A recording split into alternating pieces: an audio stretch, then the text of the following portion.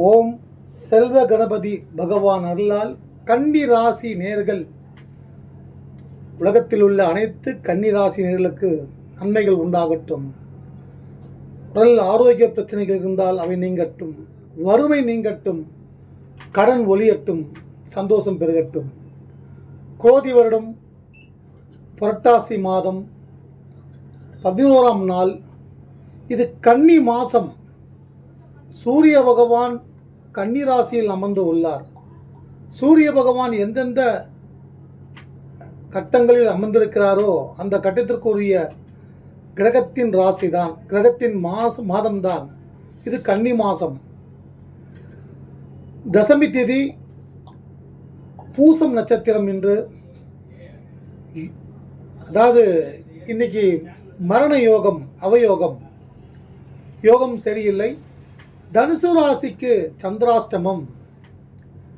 தனுசு ராசி நேயர்கள் உங்களுடன் பயணித்துக் கொண்டிருந்தால் அவர்களிடம் அதிகம் பேசுவதை நிறுத்திக் கொள்வது நல்லது. அன்பான வார்த்தைகளை அவர்களிடம் பகிர்ந்து கொள்வது நல்லது. நல்ல கோயில் குளம் சந்தோஷமாக இடங்களுக்கு சென்று வருவது நல்லது. சந்திராஷ்டமம் மறைந்திருக்கும் கிரகம் கன்னியா ராசிக்கு லாபஸ்தானத்தில் ஆட்சி, அதாவது அந்த வீட்டுக்கு அதிபதி கடகராசியில் ஆட்சி பலம் பெற்று உள்ளார்.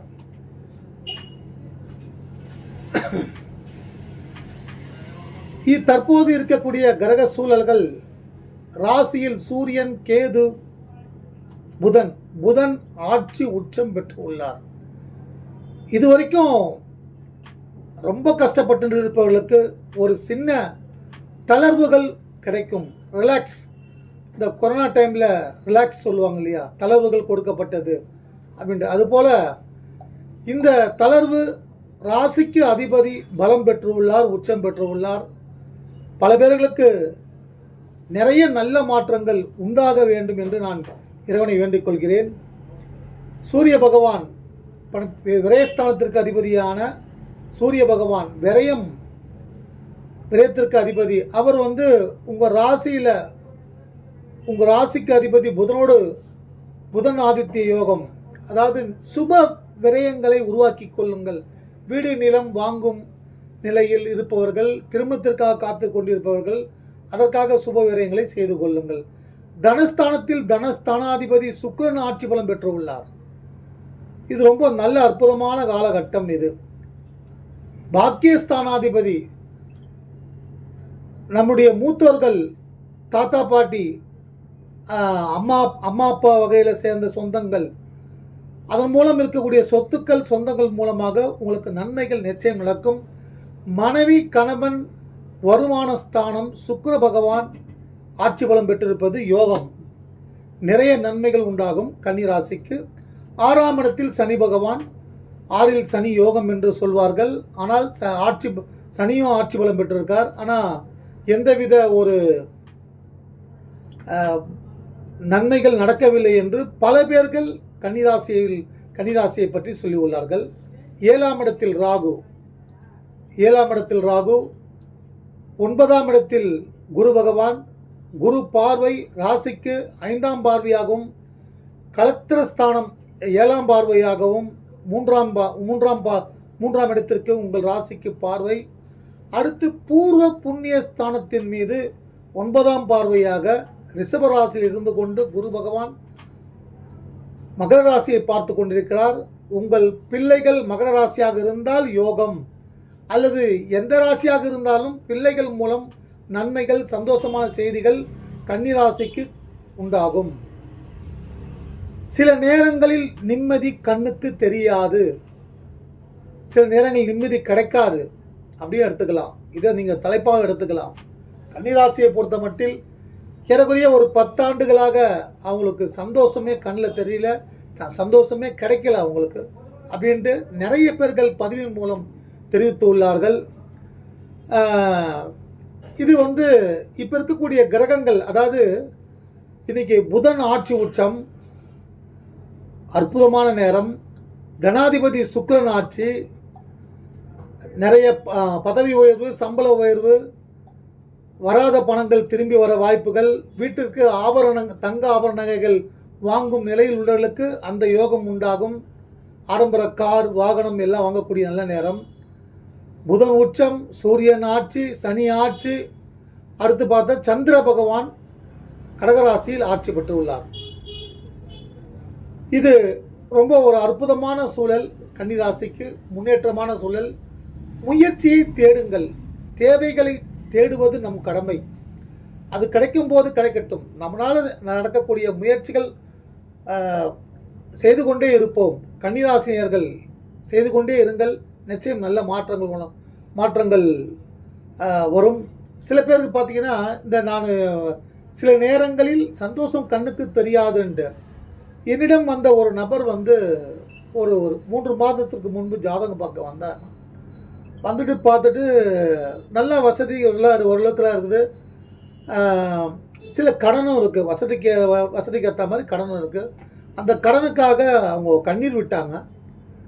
நான் அப்புறம் நான் ஜாதகம் பார்க்கும்போது எந்தெந்த கோயிலுக்கு போகணும், என்னென்ன பண்ணணும், பரிகாரம் பண்ணணும் அதெல்லாம் சொல்லுவேன். அப்புறமா அவங்ககிட்ட பேச பேச பேச பேச எனக்கு கிடைத்த தகவல்கள், நல்ல வீடு, சொந்த வீடு எல்லாம் நல்லதாக இருக்குது. கடன் இருக்குது. அதுக்கு அந்த கடன் ஒரு மிகப்பெரிய கடமெல்லாம் இல்லை. அவங்களால அவங்க வருமானத்திற்கு ஏற்ற கடன் தான். அதுக்கே ரொம்ப வேதனைப்பட்டாங்க, கணவரும் மனைவியும். ஆனால் இப்போ நான் அப்பயே சொன்னேன், என்னங்க இது ஒன்றும் பெரிய விஷயம் இல்லைங்க. கடன் இல்லாத நம்ம இந்தியாவே கடன் இல்லாத இருக்குது. கடன் இல்லாதவங்க யாருமே இல்லைங்களங்க. கடன் ஒரு இது உங்களுக்கு ஒரு கழுத்தை நெரிக்கும் அளவுக்குலாம் இல்லை. நீங்கள் அது சரியாக போகும். கோயிலுக்கு போங்க, அதை வாங்க, இது வாங்கன்னு சொல்லி எல்லாம் சொல்லி அனுப்பி வச்சேன். அதுக்கப்புறம் 3 மாதம் பொறுத்து பார்த்தீங்கன்னா, அவங்க அம்மாவுக்கு உடம்பு சரியில்லை. ஹாஸ்பிட்டலில் சீரியஸு கேன்சர் நோய். அதுக்கு லட்சக்கணக்கில் செலவு. அதுக்கப்புறமா இவங்களோட கணவர் வாகன விபத்தில் கால் உடஞ்சி சில்வர் பிளேட்டு வச்சுருக்காங்க. தலையிலும் அடிபட்டிருக்கு. தலையில் சிடி ஸ்கேன்லாம் எடுத்து பார்த்தாங்கன்னா, இதை எம்ஆர்ஐ ஸ்கேன்லாம் எடுத்து பார்த்தாங்கன்னா, ஏதோ அவருக்கு பழைய விஷயங்கள்லாம் கொஞ்சம் கொஞ்சமாக ஞாபகம் வரலன்ட்டு அதாவது பாருங்கள், நல்லா போயிருந்தவங்க கஷ்டம் சொல்லியிருந்தாங்க. இப்போது இந்த பிரச்சனை பார்த்திங்கன்னா அவங்களுக்கு படாத பட்டு இப்போ பார்த்திங்கன்னா இந்த கடந்த மாதங்கள்லாம் இந்த விஷயம் போன ஒரு 10 நாள் முன்னாடி நேரில் சந்திக்கும் பொழுது அவர் வரல, அவங்க மனைவி வந்தாங்க. அப்போது தான் அவங்க சொல்கிறாங்க, சார் அந்த காலத்தில் நாங்கள் சந்தோஷமாக இருந்தோம், ரொம்ப சந்தோஷமாக இருந்தோம். ஆனால் அந்த சந்தோஷம் எங்களுக்கு தெரியல, நீங்கள் சொல்லும்போது தெரியல. இப்போ பார்த்தீங்கன்னா நரக வேதனை சார். ஒவ்வொரு நாளும் வீட்டில் இருக்க முடியல சார். ஹாஸ்பிட்டல் பணம் கட்டுறது, அதாவது கடனே எங்களுக்கு பிரச்சனையே இல்லை சார். ஆனால் அலைஞ்சோம் பாருங்கள் சார், அலைஞ்சோம். எங்கள் ஹஸ்பண்டுக்கு தலை அடிபட்டு போச்சு, காலில் ஸ்டீல் ராடு வச்சுருக்காங்க. அவர் படுற வேதனைலாம் பார்த்தா என்னால் துடிக்கிறேன் சார் டெய்லின்ட்டு. அப்படி இது இப்போது அந்த நிலைமையை நான் ஏற்றுக்கிறேன் சார். அந்த நிலைமையே எனக்கு சந்தோஷமான காலங்கள். அதாவது கையில் இருக்கிற வரைக்கும் எதுவுமே தெரியல. அது கையில் இல்லாத போது தான் சில கஷ்டங்கள் தெரியும்ன்ட்டு.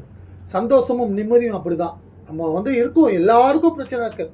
இந்த உலகத்தில் இந்த மண்ணில் பிறந்த எல்லோருக்கும் பிரச்சனை இருக்குது. அந்த பிரச்சனையிலேருந்து நம்ம வெளியே வரணும். அதுக்குள்ள காலம் நடத்தும்.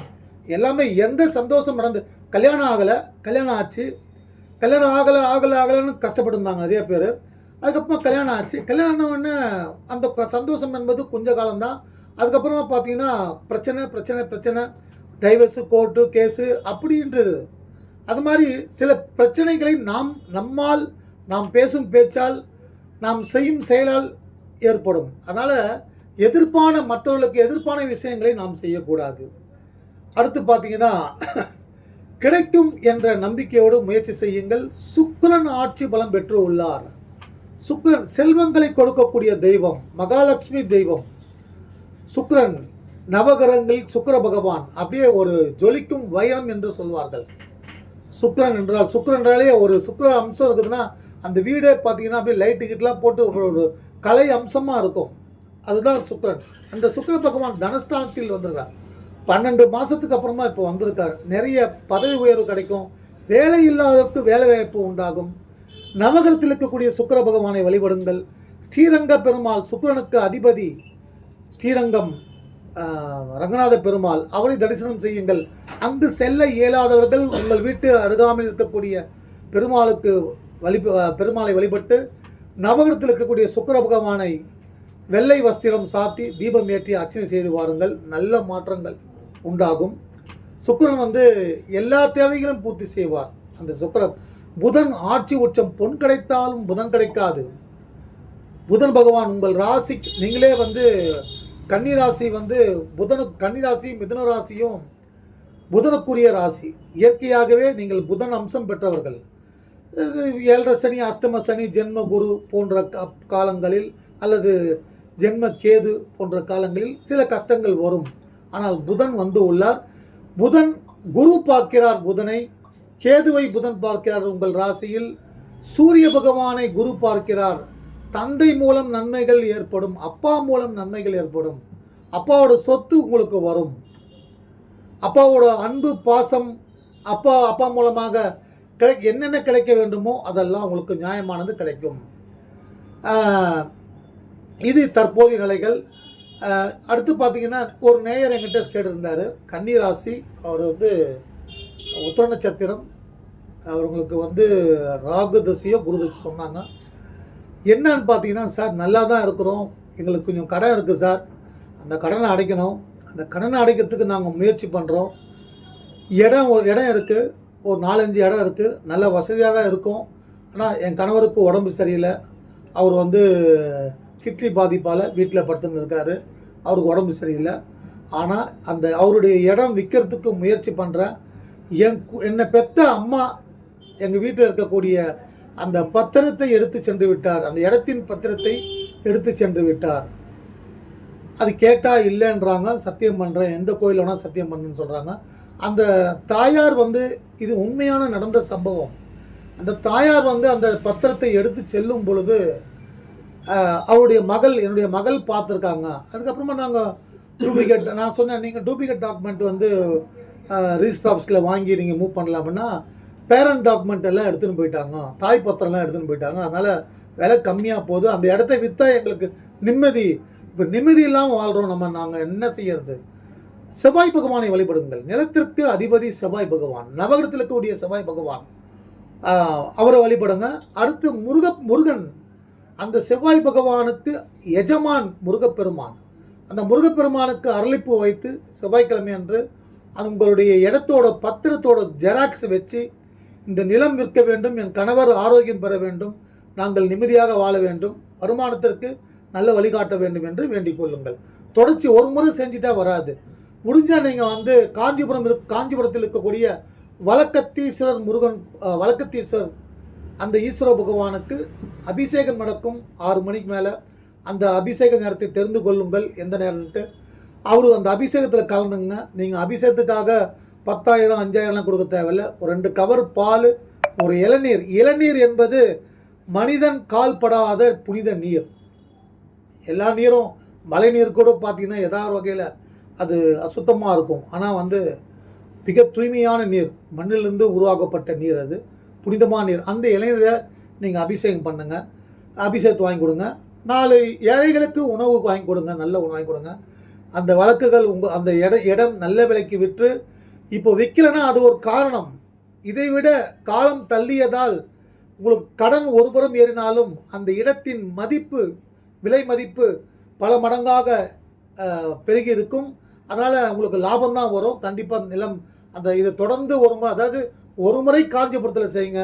மிச்சம் இருக்க நாளில் பார்த்தீங்கன்னா வாரம் ஒரு முறை செவ்வாய்க்கிழமை என்று செவ்வாய் பகவானுக்கும் முருகப்பெருமானுக்கும் அர்ச்சனை செய்து வாருங்கள். நிலம் விற்றுவிடும். இங்கே நீங்கள் சென்னையில் நீங்கள் இருந்தீங்கன்னா, சென்னையிலேயோ அல்லது திருவள்ளூர் அந்த ஊர்லேயோ இருந்தீங்கன்னா, ரெட் ஹில்ஸ் என்ற ஊர் இருக்குது. ரெட் ஹில்ஸ் தாண்டி சிறுவாபுரி என்ற முருகன் கோயில் இருக்குது. இன்றைக்கி ரொம்ப மிகப்பெரிய பிரபலம் அந்த கோயில். அந்த கோயிலில் கல் வச்சு அடுக்குவாங்க. இந்த நிலம் வீடு கட்ட, சொந்த வீடு வாங்க, இல்லை வாடகை வீட்டில் பிரச்சனை, கோர்ட்டு கேஸ் தீர, அதுக்கெல்லாமே அந்த கோயிலில் போய் நீங்கள் ஒரு முறை போயிட்டு வாங்க. ரொம்ப விசேஷமாக சஷ்டி அன்னைக்கு போயிட்டு வாங்க. நிறைய நன்மைகள் நடக்கும். இது அடுத்தது திருமணமாகாதவர்களுக்கு என்ன செய்ய வேண்டும்? குரு பகவான் நேரடியாக பார்த்து கொண்டிருக்கிறார். குரு பெயர்ச்சி கன்னிராசிக்கு 10ஆம் இடத்தில் பெயர்ச்சியாக போகிறார். இன்னும் ஒரு 5-6 மாதம் கழித்து. இப்போ பார்த்தீங்கன்னா குருவோட நல்ல ஸ்தானத்தில் அமர்ந்திருக்காரு. பார்வை வந்திருக்கு. இன்னும் 4-5 மாதத்தில் கேது நகர்ந்தாலே உங்கள் வாழ்க்கையில் எல்லா பிரச்சனையும் விலகிவிடும். கேது ராசியிலும் 7ஆம் இடத்தில், அதாவது பொருளாதாரம் வரக்கூடிய இடத்திலும், கணவன் மனைவி உறவுக்குரிய இடத்திலும் ராகு என்ற பாம்பு அமர்ந்து கொண்டு நிறைய தொல்லைகள் கன்னிராசிக்கு. எல்லாத்துக்கும் மேலே கன்னிராசிக்காரர்கள் இப்போ நிறைய பேர்கள் என்ன கேட்டாங்க, என்னங்க கன்னிராசிக்கு எல்லா ராசிக்கும் நீங்கள் வந்து நிறையா பதிவில் போகிறீங்க, சொந்தக்காரங்கள்லாம் வந்து இது மாதிரி கேட்குறாங்கன்றது ஒவ்வொருத்தர் சொல்வதை நீங்கள் போடுறீங்கன்னா இது நிஜம்தான். இந்த ஒவ்வொரு வீட்டிலும் ஒவ்வொரு விதத்திலும் சொந்தங்களால் நிறைய பாதிப்பு எல்லா ராசிக்காரர்களுக்கும், அந்த எல்லாருக்கும் பாதிப்பு இருக்குது. அப்போது அந்த பாதிப்பு விலக என்ன செய்யணும்? அவங்கள மறந்துடணும். அவங்கள மறந்து ஒதுங்கி இருக்கிறது நல்லது. இப்போ என்ன நீங்கள் கேட்டிங்கன்னா, நான் இன்றைக்கி இருக்கிறதுக்கு காரணமே சொந்தக்காரங்க தான். நல்லா இருக்கிறதுக்கு காரணமே சொந்தக்காரன் தான். ஓரளவுக்கு கடவுள் புண்ணியத்தில் நல்லா இருக்கு, அது காரணமே சொந்தக்காரன் தான். எனக்கு நான் இன்றைக்கி இதை பேசுகிறேன், இது சொல்கிற எனக்கு குருநாதர் என்னோட மூத்த சகோதரர், நான் 5வது முதல் சகோதரர் எங்கள் அண்ணன் கணேஷ் அண்ணன், அவர் தான் குருநாதர். இன்றைக்கும் நான் அவர் நினச்சிக்கிறேன். எனக்கு வேலை கற்றுக்கிட்டவர் அவர் தான். அவர் மூலமாக நான் ஒவ்வொரு நாளும் அவரை நினைத்துக் கொள்வது உண்டு. அவரிடம் நான் இப்போது பேசுவதில்லை, இருந்தாலும் அவரை மானசீக குரு எல்லாம் கிடையாது, நிஜமாகவே குருவாக நினச்சி நான் வந்து அவர் இருக்கேன். இன்றைக்கி நல்லா இருக்கேன், அவரோட ஆசை நல்லா இருக்கேன். மற்ற சொந்தங்கள்லாம் பார்த்தீங்கன்னா எனக்கு ஒரு சின்ன கஷ்டம் இருந்தாலும் வந்து அப்படியே கை கொடுத்து தூக்கி என்னை பாதுகாப்பாக வச்சுப்பாங்க. அவ்வளோ ஒரு பொக்கிஷமான ஒரு உறவுகள் எனக்கு. அதனால் நான் அந்த உறவுகள் எல்லாமே நான் மதிக்கிறேன்.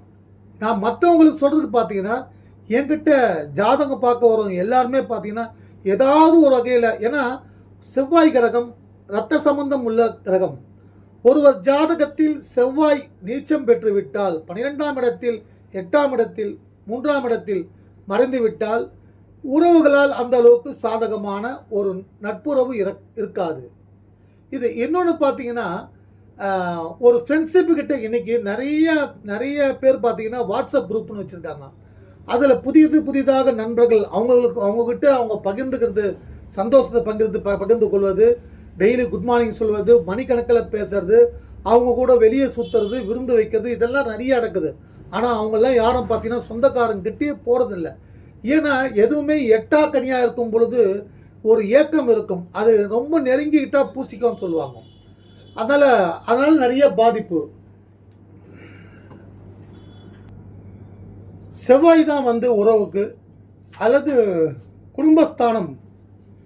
குடும்பஸ்தானத்தில் கெட்டு போயிட்டாலும் பார்த்தீங்கன்னா மனைவி கிரகத்தால் பிரச்சனை, கணவன் மனைவி பிரச்சனைகள், 7ஆம் இட பொருத்தம் இல்லாமல் திருமணம் செய்து விட்டாலும் கணவன் மனைவி பிரச்சனைகள், அல்லது புத்திரஸ்தானத்தில் பாவகிரகங்கள் இருந்தால் பெற்ற பிள்ளைகளால் நிம்மதி இருக்காது. இந்த 9 கிரகங்களுமே 9 உறவுகளின் மையமாக வைத்துத்தான் சூரிய குடும்பம் என்று உண்டு.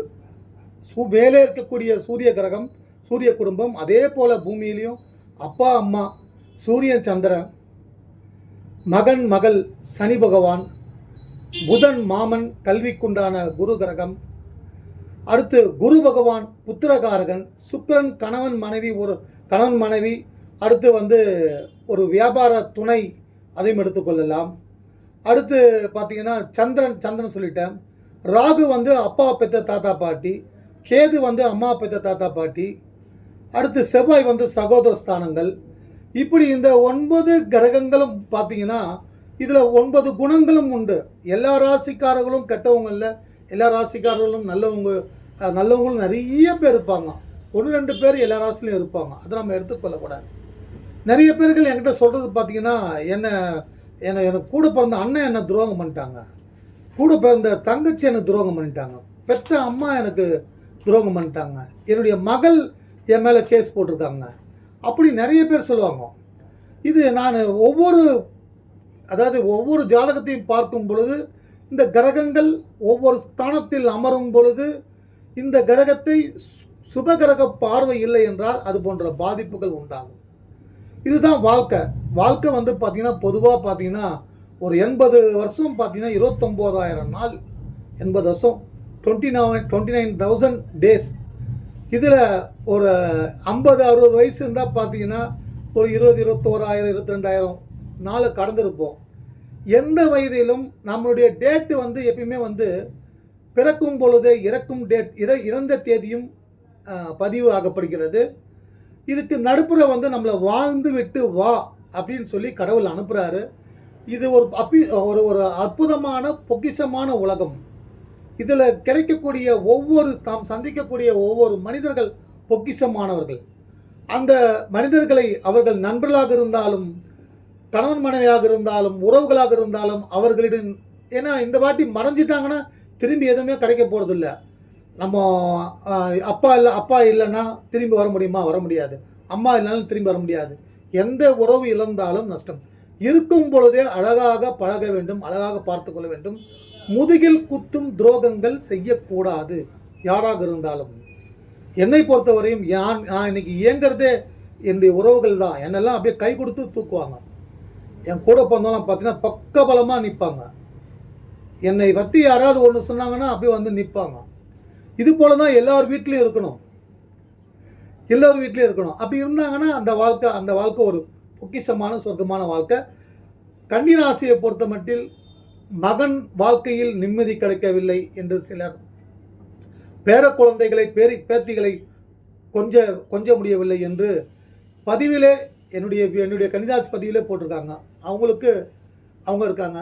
கணவன் துரோகம் செய்து விட்டார், மனைவி துரோகம் செய்து விட்டார். இதுக்கெல்லாம் பார்த்தீங்கன்னா அந்த ஜாதக பொருத்தம் பொதுவாக பார்த்தீங்கன்னா 2ஆம் வீட்டில் ராகு, 7ஆம் வீட்டில் ராகு இருந்தால் அவங்களுக்கு வந்து காதல் திருமணம் நிச்சயம் நடக்கும். காதல் திருமணம் நடக்காவிட்டாலும் அவங்க பார்த்தீங்கன்னா கட்டிய கணவன் மீது மனைவி மீது அதீத அன்புடன் பாசத்தோடு இருப்பார்கள். ஒவ்வொரு கிரகங்கள் ஒவ்வொரு ஸ்தானத்தில் அமரும் பொழுது ஒவ்வொரு நன்மைகள் உண்டாகும். இப்போ இருக்கக்கூடிய குரு பகவான் பாக்கியஸ்தானத்தில் அமர்ந்து உள்ளார். சுகங்களை கொடுக்கக்கூடிய குரு பகவான், கலத்திர ஸ்தானாதிபதி, கணவன் மனைவிக்கு உரிய கிரகம்.